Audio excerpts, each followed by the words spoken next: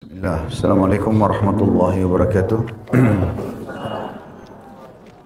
Alhamdulillah, wassalatu wassalamu ala rasulillah.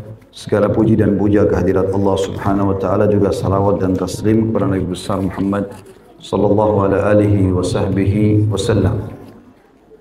Baik, bab keempat, masalah ibadah. Manhaj Islam dalam beribadah. Manhaj sudah saya jelaskan, terjemahnya adalah metode, ya, pola.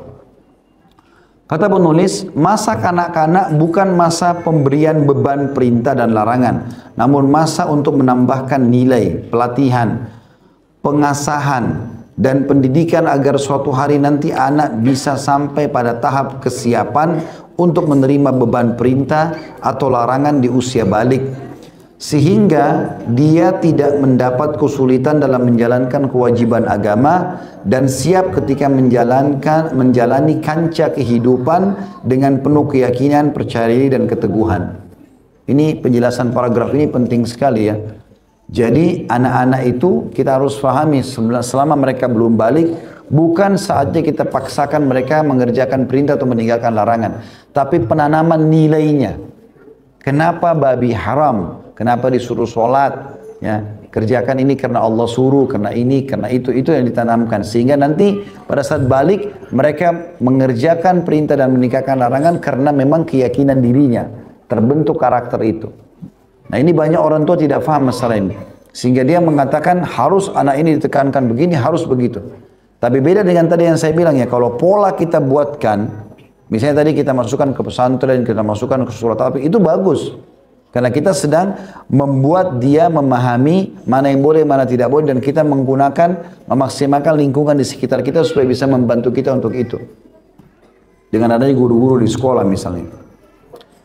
Ibadah kepada Allah Ta'ala memberi pengaruh yang sangat menakjubkan dalam diri anak. Karena anak memiliki ikatan kuat dengan Allah. Perasaan emosional terkendali dan hawa nafsu terpelihara. Sehingga anak berperilaku lurus dan bersikap istiqamah. Tidak terkuasai oleh syahwat.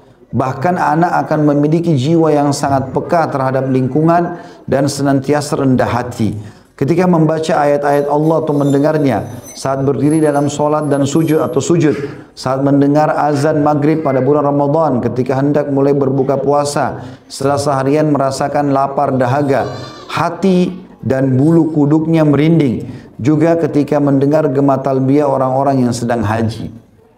Maksudnya adalah beliau menitik beratkan penulis ini, kalau kita biasa tanamkan nilai-nilai agama pada anak-anak dari kecil, maka apa yang Bapak Ibu rasakan sekarang dari keimanan sudah mereka rasakan dari kecil. Itu luar biasa pengaruhnya pada saat mereka dewasa nanti. Akan menjadi orang yang jauh lebih beriman dan lebih kental secara ibadah, ya, daripada kita. Di sini beliau sebutkan misalnya masalah talbiyah, labbaik Allahumma labbaik, labbaik la syarika laka labbaik, innal hamda wan ni'mata laka wal mulk la syarika lak. Artinya coba renungi, kalau ini kau terjemahkan kepada anakmu. Kalau orang haji nak sedang menjawab panggilan Allah, makanya mereka membaca labbaik Allahumma labbaik, aku menjawab panggilanmu dengan santun ya Allah. Itu terjemahan letterlet, ya. Kalau di sini tulis terjemahannya, aku penuhi panggilanmu ya Allah, aku penuhi panggilanmu, aku penuhi panggilanmu, tidak ada sekutu bagimu. Sesungguhnya segala puji, nikmat dan kerajaan hanya bagimu. Tidak ada sekutu bagimu. Di sana masih banyak pengaruh ibadah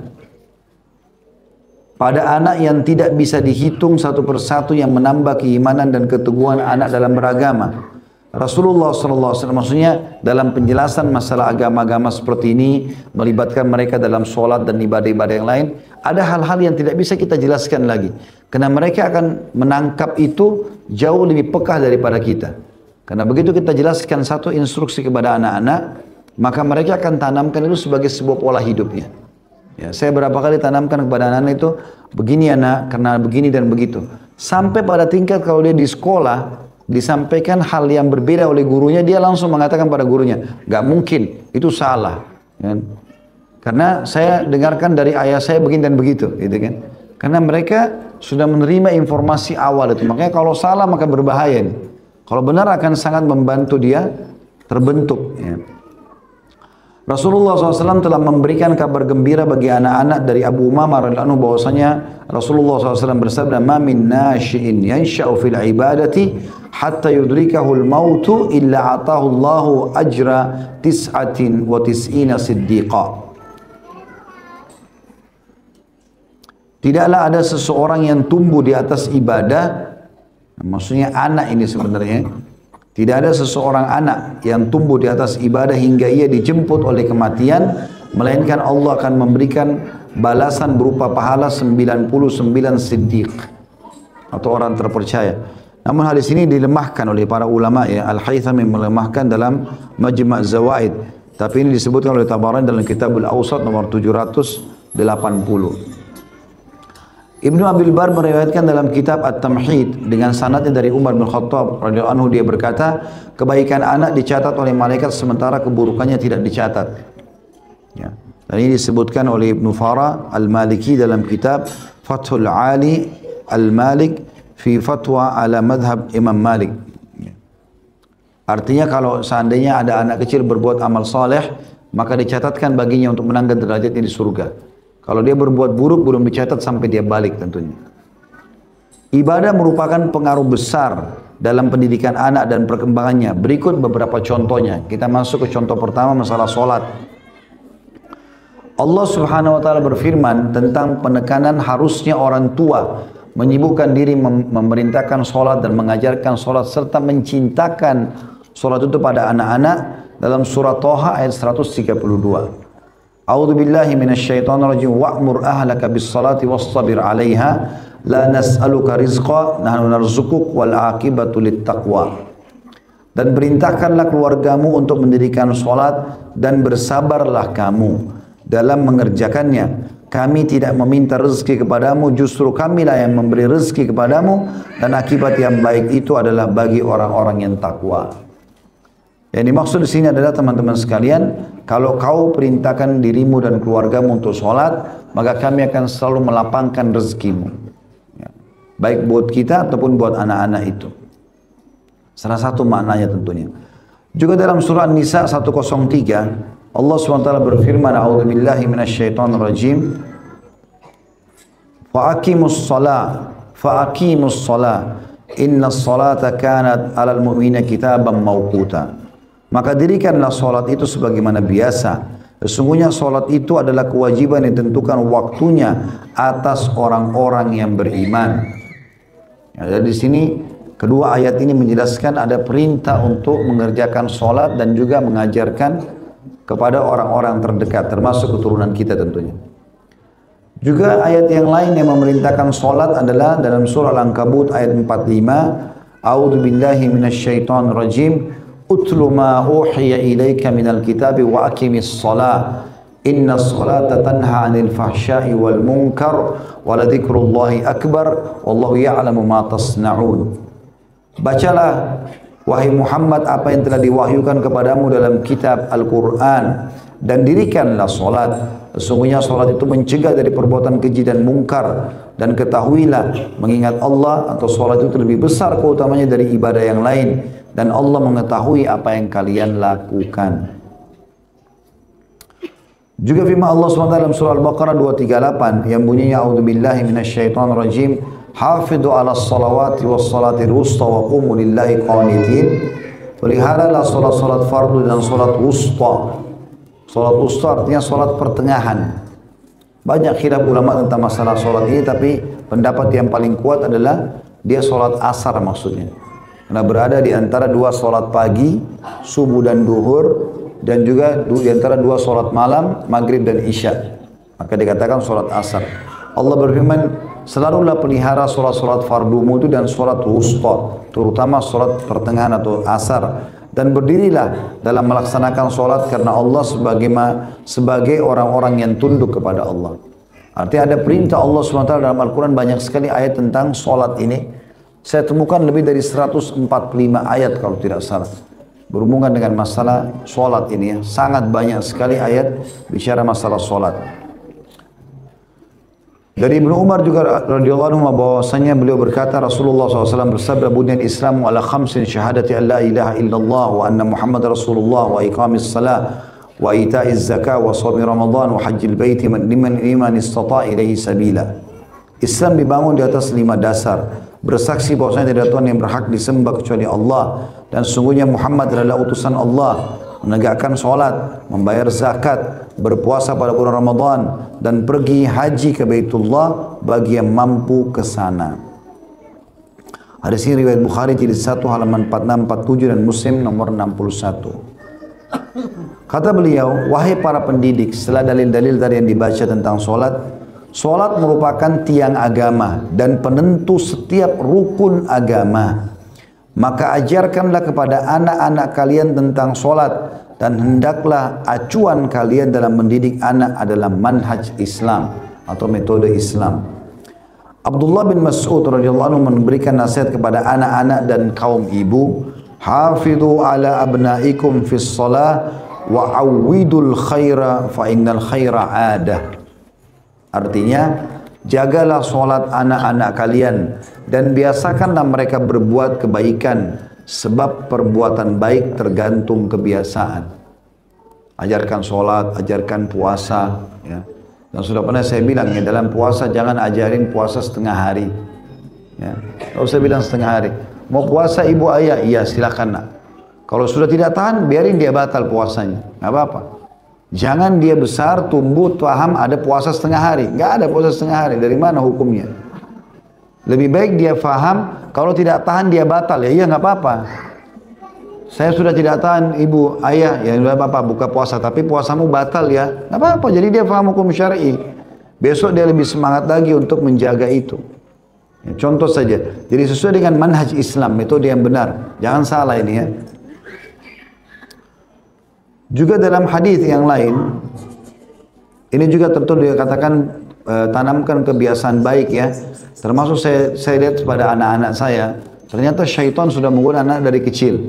Seperti munculnya sifat bukhul, ya, bakhil, selalu tidak mau memberi. Jadi kalau kita kasih makanan, biasanya si kakak atau si adik nggak mau berbagi pada kakaknya, gitu kan? Itu ternyata harus kita perbaiki teman-teman dari awal. Saya melihat pola ini ada pada anak-anak, gitu kan? Padahal sebenarnya kami tidak pernah ajarkan itu. Akhirnya saya bilang sama istri saya, lihat ini sekarang harus kita perbaikin. Lalu saya bilang, ayo nak, kasih ke kakak atau kasih ke adik. Saya suruh siapa yang sedang tidak mau berbagi gitu kan. Insya Allah dapat pahala loh. Nanti Allah sayang, nanti akan dikasih lebih banyak lagi sama Allah. Ternyata dengan kalimat itu saja, sudah cukup dia mau berbagi. Dan pada saat itu langsung saya puji. Masya Allah pintar, ini anak soleha, ini anak soleh misalnya. Kalau anak laki-laki dan perempuan saya bedain istilahnya, maka itu Masya Allah sangat membantu. Ini contoh ya, ajarkan kebaikan. Ya, jangan malah kita ajarkan keburukan. Dari Abdullah ini juga pernah saya berbagi ya, mohon maaf, ini bahasa saya pribadi. Jangan ditarik sebagai sebuah hukum. Saya secara pribadi sangat tidak setuju kalau anak-anak saya diberikan celengan untuk menabung. Kalau saya pribadi, saya lebih suka anak saya suruh sedekah. Karena kalau kita suruh dia menabung, sementara kan dia tidak perlu tabungan itu. Katanya untuk pendidikan masa depan. Kalau saya melihat ini tidak mendidik. Kenapa? Karena kalau kita kasihkan dia celengan dan dia menabung, dia akan jadi orang yang bakhil. Dia nabung, nggak mau sedekah. Bahkan kalau kakaknya pun atau adiknya pegang, dia marah. Dipegang celengannya. Penanaman bakhil bahaya. Lebih baik bapak ibu kasih uang, misalnya uang jajan sekolah, lalu bilang, nak nanti kalau ada temanmu yang butuh bantu ya, ada celengan masjid di musola sekolah, masukin ya. Ajarin sedekah dari kecil. Sedekah pangkal kaya.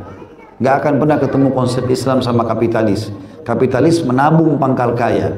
Nggak akan pernah sedekah dengan menabung itu. Susah. Gitu. Maka ini harus kita tanamkan. Ini saya pribadi ya.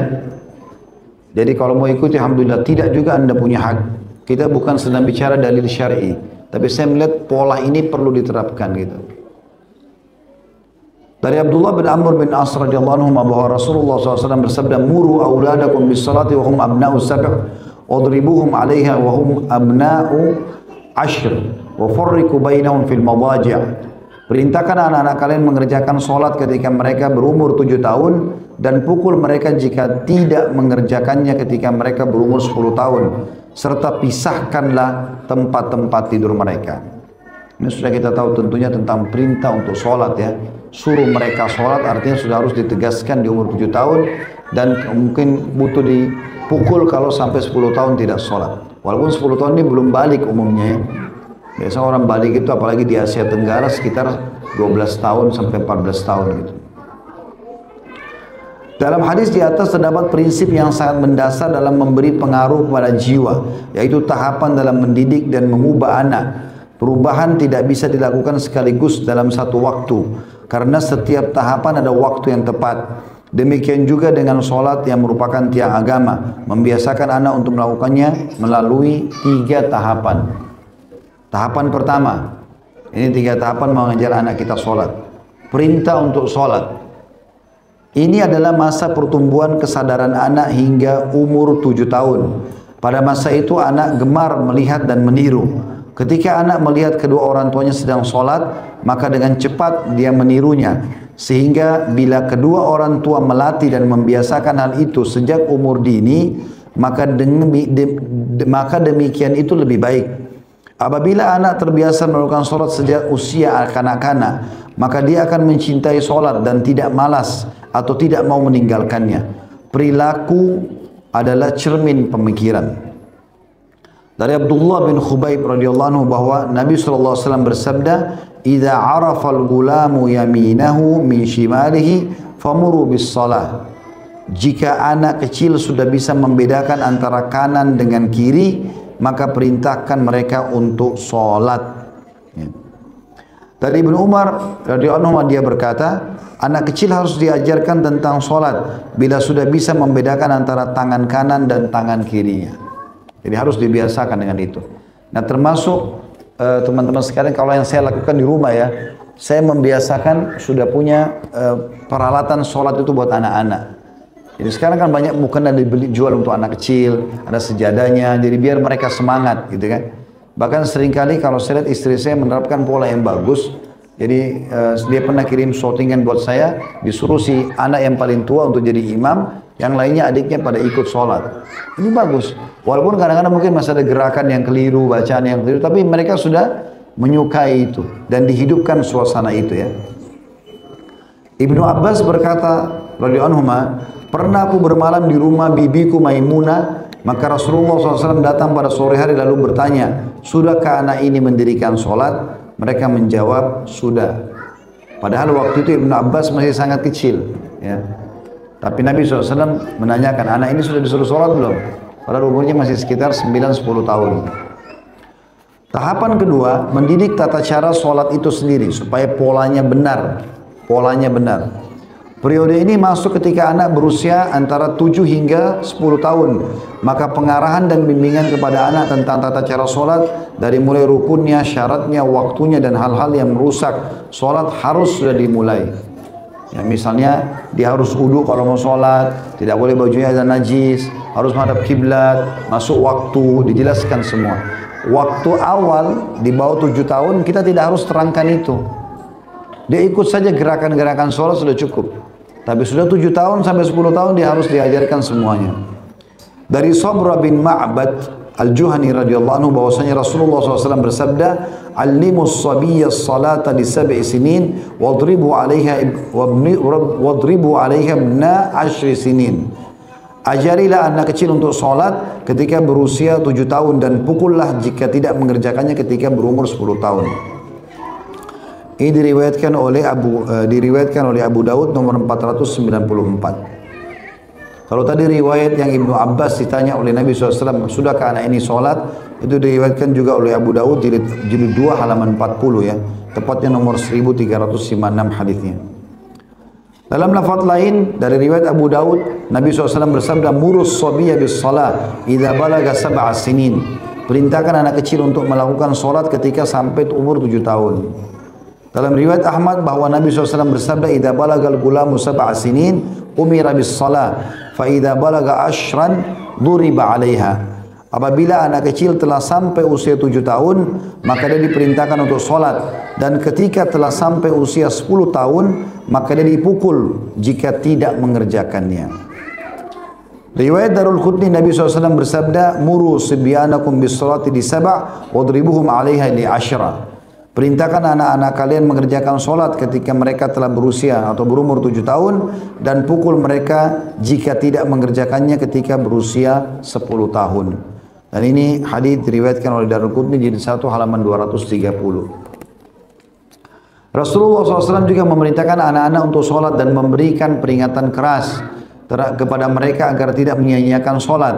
Sebagaimana riwayat Anas bin Malik radhiyallahu anhu bahwasanya Rasulullah SAW bersabda kepadaku, ya bunai, iyyaka waltifata fis salat, fa innal tifata fis salati halaka, fa in kana la budda fa fit tatawwu'i la fil fariidhah. Wahai anakku, Anas bin Malik masih kecil waktu itu, umurnya sekitar 10-11 tahun. Janganlah kamu menoleh ketika sedang solat, karena menoleh pada waktu solat adalah kehancuran. Ya, maksudnya pahalamu akan hilang. Bila terpaksa harus menoleh, lakukanlah dalam sholat sunnah, bukan dalam sholat fardu. Artinya di sini ada penekanan dari Nabi SAW untuk mendidikan kepada anak, walaupun belum balik, tentang pentingnya syarat-syarat dan rukun sholat itu. Diriwayatkan oleh Tirmidzi nomor 579. Imam Abu Dawud, Tirmidzi dan Nasai juga meriwayatkan dari Al Hasan bin Ali radhiyallahu anhuma. Dia berkata Rasulullah SAW mengajarkan kepadaku doa kunut dalam solat witir. Allahumma hdini fi man hadait, wa afini fi man afait, wa tawallani fi man tawallait, wa barik li fi ma a'tait, wa qini wasrif anni syarra ma qadait, fa innaka taqdi wa la yuqda alaik, wa innahu la yadhillu man walaita wa la ya'izzu man adait, tabarakta rabbana wa ta'alait. Dikatakan bahwasanya ya Allah, Nabi SAW mengajarkan kepada cucunya Hasan pada saat umurnya masih sangat kecil, ya, sekitar 10 tahunan, diajarkan doa kunut ini agar dibaca pada saat witir. Ya Allah, berilah aku petunjuk bersama orang-orang yang Kau berikan petunjuk. Berilah aku keafian atau keselamatan bersama orang-orang yang telah Engkau berikan keafian atau keselamatan. Urusilah aku bersama orang-orang yang telah Engkau urus. Berilah keberkahan pada apa yang Engkau berikan kepadaku. Lindungilah dan jauhkan aku dari keburukan apa yang Engkau tetapkan. Karena sesungguhnya Engkau lah yang maha memutuskan dan tidak diputuskan terhadapmu. Sesungguhnya tidak akan terhina orang yang Engkau bela dan tidak akan mulia orang yang Engkau musuhi. Maha suci dan maha tinggi Engkau, wahai Tuhan kami. Ini diriwayatkan Abu Daud nomor 1425. Artinya Nabi SAW sudah mengajarkan segala macam doa, termasuk doa kunut yang mungkin dianggap cukup panjang, sekitar 3-4 baris, itu kepada anak yang berusia sekitar 9 atau 10-11 tahun ini. Dari Abi Dzar juga bahwasanya Rasulullah SAW bersabda, "Idza qama ahadukum fi sholati fala yamsahil hasa, fa innar rahmata tuwajihu." Jika salah seorang di antara kalian sedang menunaikan solat, maka janganlah dia mengusap kerikil, karena sungguhnya rahmat berhadapan dengannya. Ya. Di sini yang dimaksudkan adalah kalau dia lagi solat, dia boleh bersihkan sebelum dia solat, tapi kalau sudah solat, jangan diusap tempat sujudnya. Perintah Nabi SAW jangan usap, karena memang sudah ada, begitu kita takbir sudah ada rahmat Allah letakkan di tempat sujud kita. Artinya jangan mengusap kerikil yang menempel pada kening atau tempat sujud. Ya. Jadi kalau kita sujud pun ada debu, tidak usah dilap. Biarkan nanti habis sholat baru dilap. Jangan sementara sholat gitu ya. Karena itu bersama rahmat Allah Subhanahu Wa Taala. Jadi kalau mau dibersihkan justru sebelum sholat ya. Dari At-Tirmidzi dari Ummu Salamah radhiyallahu anha, dia berkata bahwa Rasulullah SAW melihat anak kecil bersama Aflah yang apabila bersujud dia selalu meniup. Maka Nabi SAW bersabda, "Ya Aflah, qarib wajhak." Wahai Aflah, buatlah wajahmu berdebu. Ya. Hadits ini diriwayatkan oleh Imam 5, ya, Abu Dawud, Tirmidzi, Ibnu Majah, Nasai, ya. Tirmidzi dengan sanad yang sahih. Artinya ada seseorang yang bernama Aflah, dia sholat selalu dia bersihkan debu yang ada di dahinya, karena kan zaman Nabi SAW tidak ada keramik dan granit ya, maka kalau sujud biasanya nempel tanah. Maka ini orang Aflah ini suka gosok-gosok bersihkan, anak-anak kecil banyak lihat dia. Maka Nabi SAW tegur sambil mengatakan, "Wahai Aflah, biarkan wajahmu berdebu." Kalau itu terjadi pada saat kau sementara sholat. Kalau sebelum sholat boleh kita sapu bersihkan tempat sholat ya. Para sahabat telah memulai menanamkan manhaj nabawi dalam mendidik anak-anak mereka. Seperti Ali radhiyallahu anhu pernah memanggil Al Hasan untuk mengajarkan kepadanya tata cara wudu dan saat bin Abi Waqqas radhiyallahu anhu mengajarkan kepada anaknya zikir dan doa sebagaimana telah diriwayatkan oleh anaknya Mus'ab. Bapakku mengajari kami tentang 5 kalimat yang beliau ambil dari Nabi sallallahu alaihi wasallam. Allahumma inni a'udzubika minal bukhl wa a'udzubika minal jubun wa a'udzubika min an uradda ila ardhil umur wa a'udzubika min fitnatid dunya wa a'udzubika min adzabil qabr. Ya Allah, sungguhnya aku berlindung kepadamu dari sifat bakhil atau pelit. Aku berlindung kepadamu dari sifat pengecut. Aku berlindung kepadamu dari dikembalikan ke usia yang paling hina, maksudnya usia yang sangat tua sehingga sudah tidak tahu lagi apa-apa, ya. Dan aku berlindung kepadamu dari fitnah dunia dan aku berlindung kepadamu dari siksa kubur. Ini diriwayatkan oleh Tirmidzi. Ya, ini diriwayatkan oleh Abu Ya'la dalam musnadnya dengan sanad sahih di jilid 2 halaman 72. Riwayat ini teman-teman memberikan gambaran kepada kita bagaimana para sahabat mengajarkan kepada anak-anak mereka doa-doa dari masa dini. Jadi kita biasakan ya. Dan ingat, saya pernah ingatkan poin ini teman-teman, jangan pernah mengukur ya potensi anak dengan potensi kita. Jadi misalnya pernah ada satu sekolah minta saya jadi penasihat, lalu dia bilang, Ustaz, kalau kami terapkan 5 juz 1 tahun buat anak-anak kebanyakan enggak? Saya bilang tidak sama sekali.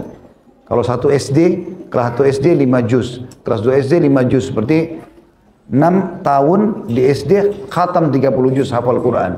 Kebanyakan enggak? Saya bilang tidak. Tapi itu bukan berat Ustaz. Iya, karena antum menjadikan tolok ukur berat ringannya adalah diri antum sendiri. Jadi masalah, jangan pernah patok di situ. Berikan saja yang mana kita mau berikan kepada anak, biarkan potensi dia berkembang. Dan jangan merasakan ini melampaui kemampuan dia, tidak sama sekali. Potensi anak-anak sangat besar. Dan mulai dari kecil sampai dewasa, maka potensi itu selalu ada. Kita tinggal memaksimalkan potensi yang ada. Allahu a'lam. Insya Allah hari Kamis depan saya bimbing umrah. Maka untuk sementara saya akan tidak hadir 2 kali pertemuan. Dan kita akan kembali insya Allah setelah kembali itu. Subhanakallahumma bihamdika. Asyhadu an la ilaha illa anta astaghfiruka wa atubu ilaik. Wassalamualaikum warahmatullahi wabarakatuh.